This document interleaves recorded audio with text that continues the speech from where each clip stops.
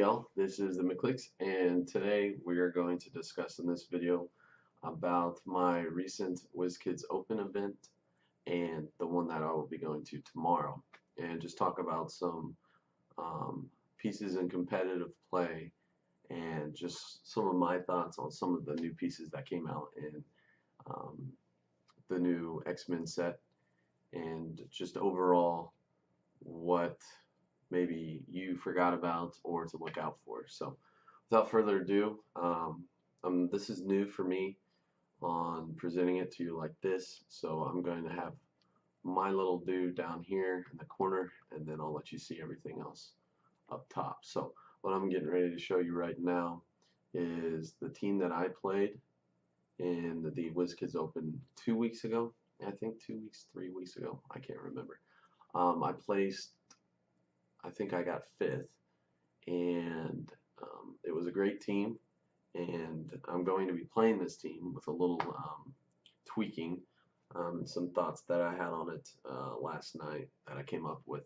So I'll just discuss that with you and then let you know how I do in probably about another week how it went. So, or I might do it tomorrow night since the event's tomorrow. So this is going to be my team that I ran. So we have the Chase Magneto, we have the Professor X from the new set, and I'll go over all these pieces. We have Red Leader from Thor, the new Wizkids OP kit prize. It's Leela Cheney. I call her Leela. Then we have some ID cards, and to round it out, I put on a hammer.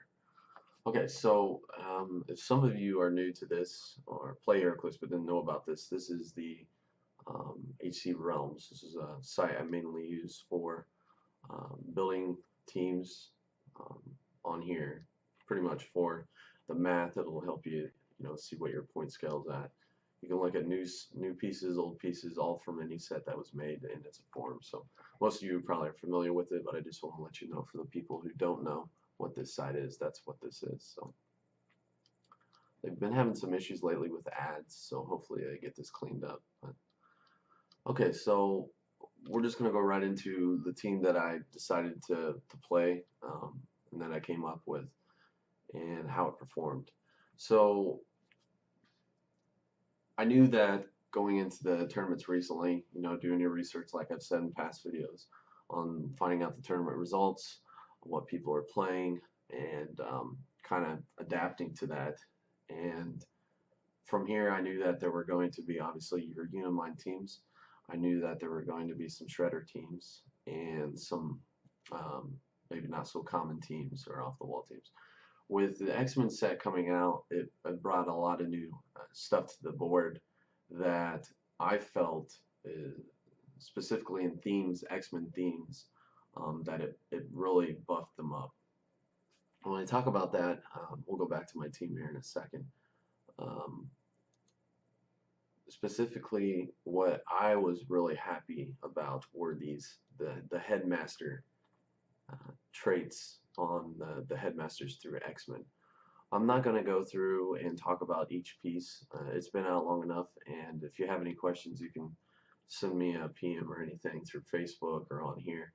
But I just wanted to talk predominantly about this, the headmaster traits, Storm, the rares, the commons, the uncommons, they all have them.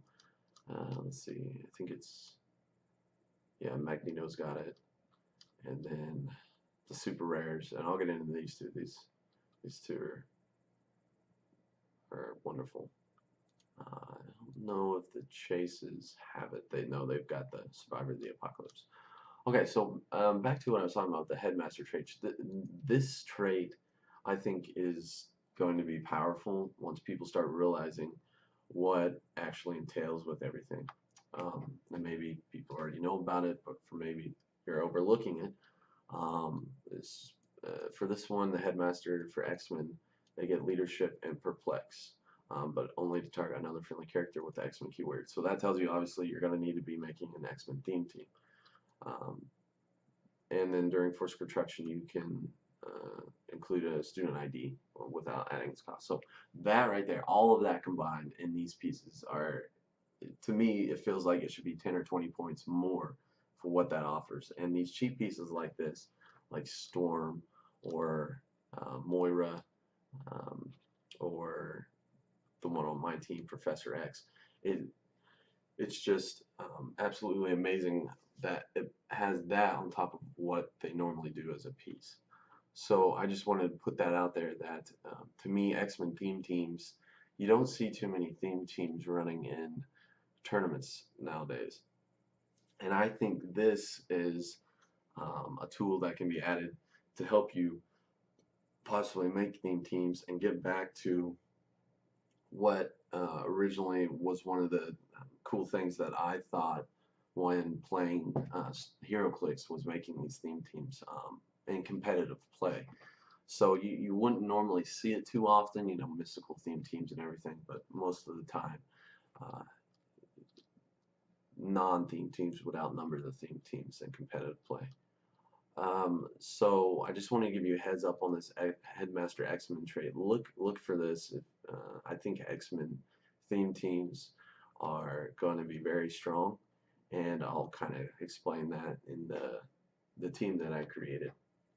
So I just wanted to point that out. I love these Headmasters, and I think they're very strong, whatever piece you play with, especially in the X-Men theme team, obviously. So. Okay, so to get back to my team, I chose the X-Men, or the Uncanny X-Men Magneto Chase. I recently got him in a trade about a month ago, and I've always wanted this piece. I wanted to play him at competitive events. I just never was able to get him because he was so hard to get. Well, I traded a few pieces, and I finally got this, so I was happy for that. I chose the new Professor X at his 50-point line, obviously with the Headmaster trait, and we'll go into what I believe is a very strong ability right now for him in a moment. Red Leader, I think he's amazing. He gets essentially a +3 perplex on something. Um, the rules pretty much state he can use perplex normally, and then as power action you can use perplex again to either increase or decrease by +2 or -2. So that's great. I'm sure you know about Red Leader. And Leela, I think she's amazing. She's the transporter for X-Men theme teams. So she is very strong. And you know, one of the things that you see down here is she can use phasing teleport and the carry ability. So a phasing teleport piece with a 14 movement you don't normally see. You see lower ones. Um, like Renee from Teenage Mutant Ninja Turtles. I don't even think she has this high of a movement.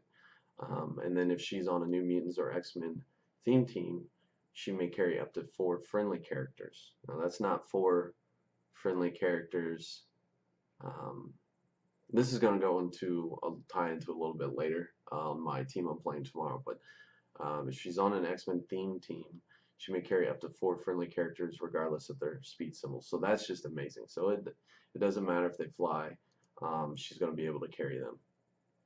When she uses the carry ability and ends her movement within 5 squares of her starting square, after action resolve, deal her 1 unavoidable damage. So that's something that doesn't really come into play much when I play the team, but you have to look out for that.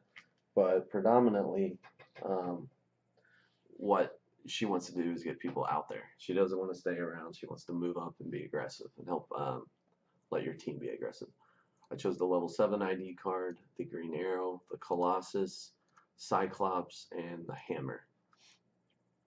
Now the Hammer, this is something that I just learned not too long ago. I knew about it, but it just stuck with me ever since. But the Hammer I attached to Professor X, and I got clarification on this before I did it because I wanted to make sure that it worked, and it does. So essentially what happens is we'll go ahead and talk about the predominant strategy I had with this team that I came up with. So Professor X, his ability down here is I will not harm another if I can help it. So he's got mind control. All right, he's got mind control.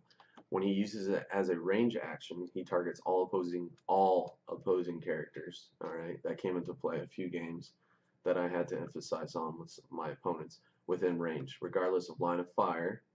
Regardless of line of fire, and hit targets can't make attacks during this action. Okay, so he's essentially just mind controlling them.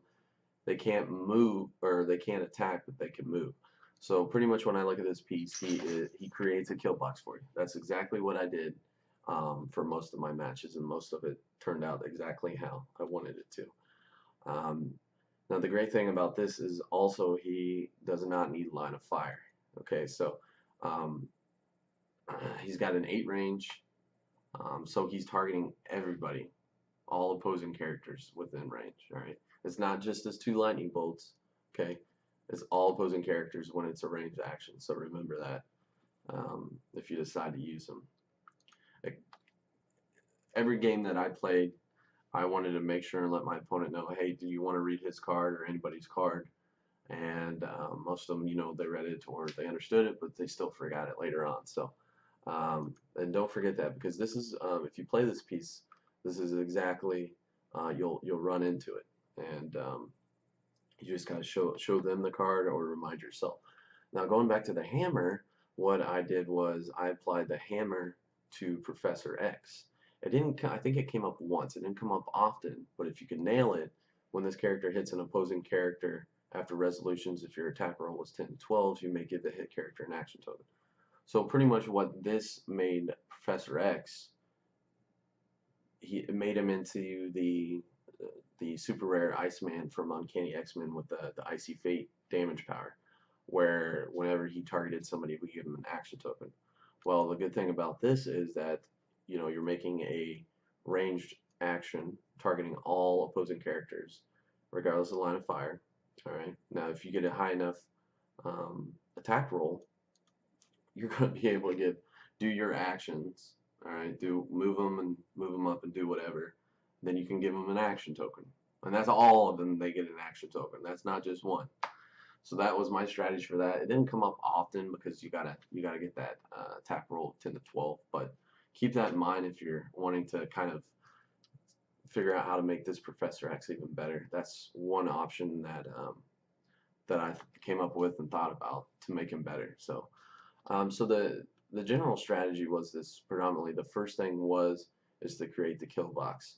Another thing that you look at here is that it's a theme team. Which is going to one of the things that a lot of people overlook, underlook, whatever, is map. I believe map is crucial in these tournaments, and being able to win the map and to have it form to your strategy is it multiplies it immensely. So, and especially for this. So the map that I chose every time that I won the map roll was the Wonder Woman Barn map. Excuse me. Let me see if I can pull this up real quick for you all on here. Let's see here. Now I know it's in here. Let's see if we can find it in here.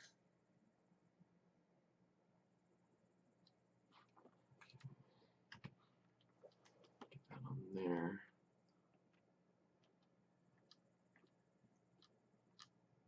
There's a guy that's on this forum, and he uploads all of the maps into a type of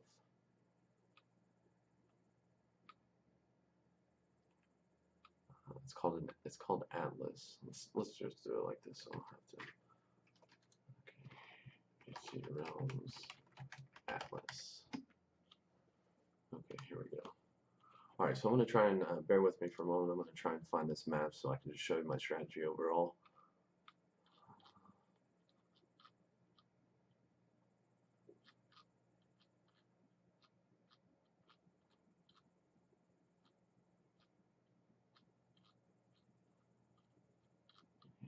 Civil War. Okay, here we go. Let's open image in a new tab, and we'll just increase that like that. Boom. Okay. Close out of this, close out of that, and then we will put this right like that. Okay. Sorry about that. So, there was only one time I didn't win map roll, and it was really close. So +4, a +4, +3, anything. You're more than likely to win the map because, like I said, you don't see too many people playing theme teams. So that was a plan to get a +4 map roll. Statistically, I should have a good chance, and I did. There was only one time I didn't win it,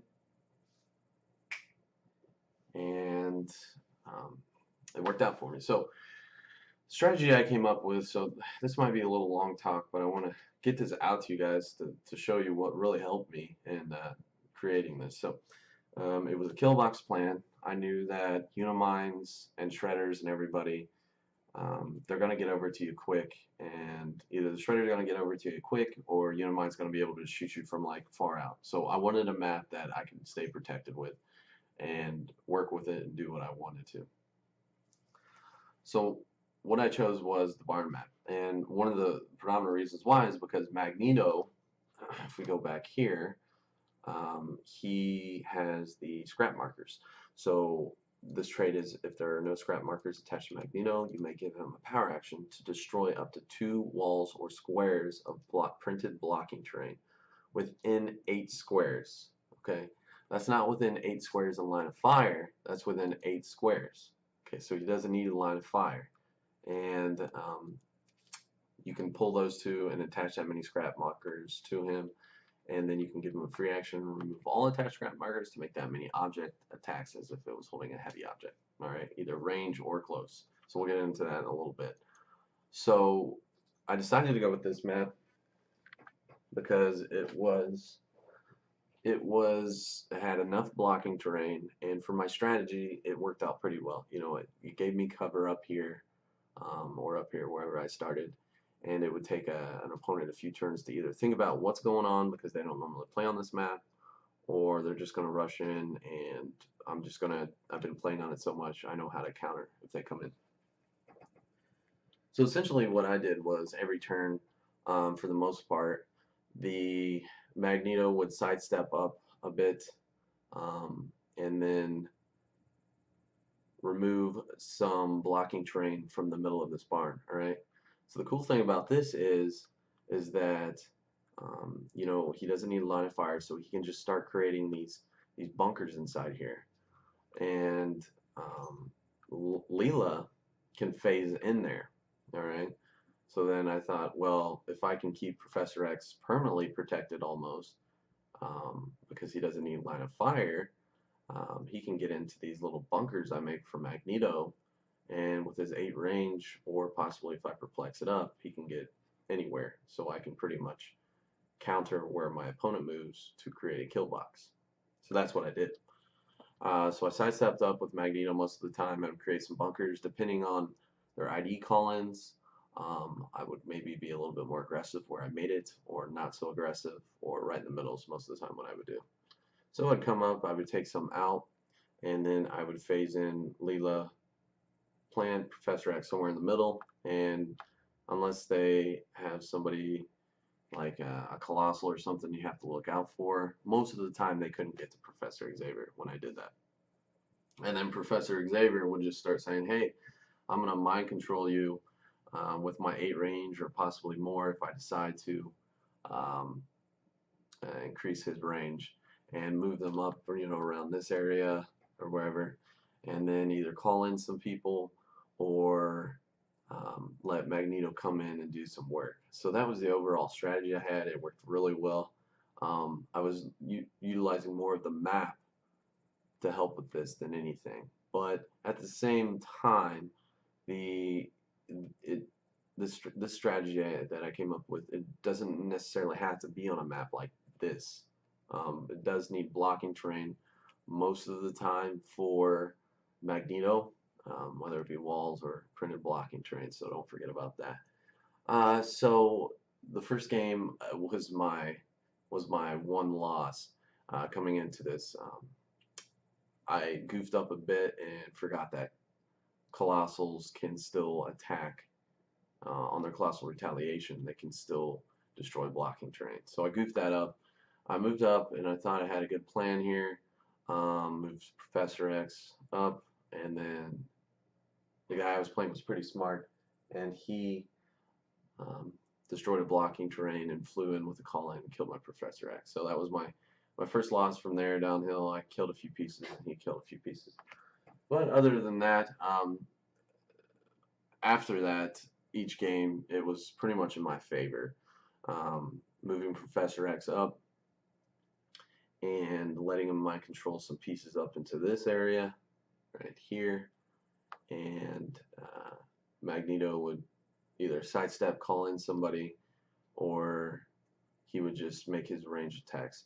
A few times I actually was able to get Magneto up right next to somebody to make his free object attacks as a close attack, which would mean that instead of the normal 3 damage, he's doing 5 damage because he has a printed 3 plus the 2 modification from the heavy object. So keep that in mind when you play Magneto. It's not 5 damage when he makes those ranged attacks. So that's something I had to get stuck into my head. And if he can get in close, he's going to be doing a lot of damage. So this was my overall strategy. It went very well. And what I decided to do, another thing that Magneto does is he can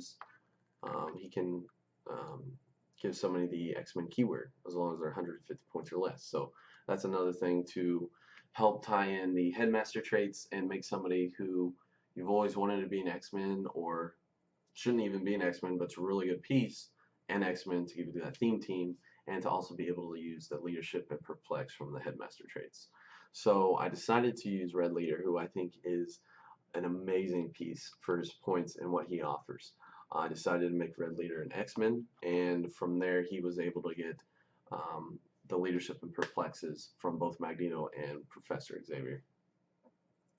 And what he would normally do was he would either perplex Magneto, so he would give Magneto maybe a +2 to his attack and +1 to damage for those close attacks, or a +3 to attack, making those range attacks to where Magneto would never miss. So that's one strategy to think about, is actually making Red Leader an X-Men. He offers a lot. He's got Outwit and Perplex, and so that really helped me take down pieces with ease, and people didn't realize that Red Leader is able to actually perplex up possibly 3 times or down 3 times, however they want to do it. So this was the general strategy. After playing that second battle, the next one I played against the Unimind, I used my call-ins to my advantage and the terrain to pretty much kill my opponent's force and whittle down, and got Unimind to pop to his Eternals, and I was able to get an extra, I think, 300 points off of that. So the matches went pretty well. My strategy went really well, and going into the top 8, it was single elimination. Now, one thing you have to look out for when playing this piece and Professor Xavier, or Professor X, however you want to say it, is that there's a lot of pieces. Well, there's a few that prevent you from mind controlling your opponent's pieces, i.e.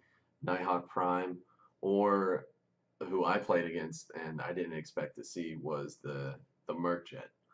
Both of those pieces prevent me from mind controlling, so that's the big spirit of my strategy when playing something like this. So the top 8 event, of course, I played a Merc Jet, so I could not mind control the largest piece on my opponent's turn. So that really just hampered my strategy. Now, that being said, even though he can't mind control, he's still a great support piece. He has his leadership, perplex, and outwit, and the X-Men team ability, which I think is also overlooked. So I had to plan around that to protect my Professor X or be more aggressive, and that's what I decided to do, is be aggressive, because I knew I couldn't hang back and create this kill box that I wanted to. So I moved up, and I think I got rid of two, or he had three Carnage, so I got rid of two. And then on the subsequent turn, I think he crit missed and killed his other Carnage. But I had to be aggressive, and um, I made some faulty plays, and pretty much I lost the match due to a symbiote that was created. After realizing after the match and going through my head um, that that excuse me, sorry, that symbiote, I didn't realize with the new rules that you can TK yourself to place yourself. So essentially that symbiote tied up my Magneto for like 3 or 4 turns when I should have just done my first turn, used TK from Magneto and TK himself out, and then sidestep into the blocking terrain that, or the bunker I created within the blocking terrain. So that's something to look at too with Magneto. Um, this piece is so good. Sidestepping, TKing, and then his free attacks with the scrap markers, and he's also 150 points. So you've got a lot of options for 150 points. I went with the green arrow, um, and then this was the chase green arrow. I forgot to put these on here from Elseworlds. Level 7, I was back and forth with my strategy. It was either choosing the Hulk that ignores blocking terrain for movement, or if I was playing against Colossal Retaliators, it would be Hawkeye most of the time. A Colossus is another great call-in. He ignores blocking terrain, and his inspiration's great. Cyclops also ignores blocking terrain for the new rules, only one piece of blocking terrain. So that's kind of a hamper. Otherwise, this team would be 100% better if you're able to shoot through all the blocking terrain. And then you've got the hammer. Now you'll see down here this was 298 points. After realizing this and confirming it, what I should have done was actually, instead of the hammer, what I was wanting to do, and I will do tomorrow, is playing the teleporter. Because the teleporter, when playing ID cards normally, you can only have one per character. Now with the teleporter, it doesn't care about how many characters, only that you can pay the points for it. So this is my general strategy for the Wizkids Open. I really want to play my red leader again, but I'm going to try something else and be a little bit more aggressive with the team. So let's go ahead and look at the team I'll be playing tomorrow. Okay, so we've got this on here. Now, I wanted to play something different, but with my time constraints and job and practice, I wasn't able to play as much as I wanted to in practice with the alternative team, which was the Shredder team. And going into an event like this, I really want to do well. I want to win. I've only won one major tournament before. That was the state championship in a previous video I told you all about. But I want to win one of these Wizkids Open. I've only ever gotten second place. That's the highest I've done in these Wizkids Open. So I want to try and do first. So that means I really want to practice. I didn't get the practice, so I'm playing with a team that for the past month I've been playing with and doing well. It got me 5th on my last Wizkids Open. So I think tweaking some things and knowing how to play it, I think hopefully I should do well. So we're still playing with the captain, or the Magneto. He's going to be our main force. Then I'm going to try out this new Captain America. You've seen a lot of people have been playing it recently, and a lot more than ever. Generally, she's great with a transporter moving up and then being able to call in something right away and taking something out quick. So Magneto is essentially going to make her an X-Men, so we're going to still get an X-Men theme team. And then we're also playing with Leela. She's an amazing transporter. Don't overlook her at all. On an X-Men themed team, if you can fit her on here, it's only 25 points. I would recommend it. You're going to see her a lot more, I guarantee you, and a lot of teams coming up. And then down here, we also have the 8th Batman. Um, I could have done a few other changes, but I tweaked it up. So instead of the Red Leader and the Professor X, now we have an 8 Batman and a Captain America. So this is going to be a little bit more of an aggressive team than I played with before. With these two, I was able to also include the teleporter, and we've got 6 IDs on here. So we're going to be playing with. This is still a toss-up, but I'm pretty sure I still want to do a Green Arrow. We're going to be playing with the Wolverine, and I'm going to stop right there, and we're going to talk about what I was talking about before with the Wolverine, the new Cyclops and the Wolverine. These two pieces out of the set are, in my opinion, besides the Iceman, the best pieces. And honestly, these two pieces I was so excited for. I think they're one of the best pieces that HeroClix has come out with for a while. First, they get the headmaster traits. All right, so they also get the leadership and perplex. And Cyclops has his improved targeting, destroy one piece of blocking, and Wolverine's got ignores hindering terrain, but they also have the free attacks. They also get sidestep. They also have, depending on where they're at, some abilities. For instance, Wolverine gets flurry, otherwise he can get combat reflexes, and he's a beast because he has stop clicks. Then your Cyclops over here can either use penetrating psychic blast or energy shield. So these two pieces, if you can get these, please do. All right, don't kill your wallet. They're not too expensive, but they're so amazing at either point values. So going back into that, we're going to be playing both the excuse me here, Wolverine and the Cyclops. Those two. Shield level 7 is going to be your normal Hawkeye, Nick Fury maybe, and Hulk. Iceman, I think what I'm going to be doing, I haven't decided yet if I'm going to be using the Chase Iceman or the super rare Iceman. That's still up in the air. And then we have Storm, being able to play that new Wizkid OP kit Storm with the Magneto. It's going to be great. He's going to be able to color in. And then finally we have the terrain dial. So initially when I made my first team, I was including the terrain dial. There were some things that I wasn't sure of and finally got clarification on. So this is the team right here I'm going to be playing with tomorrow.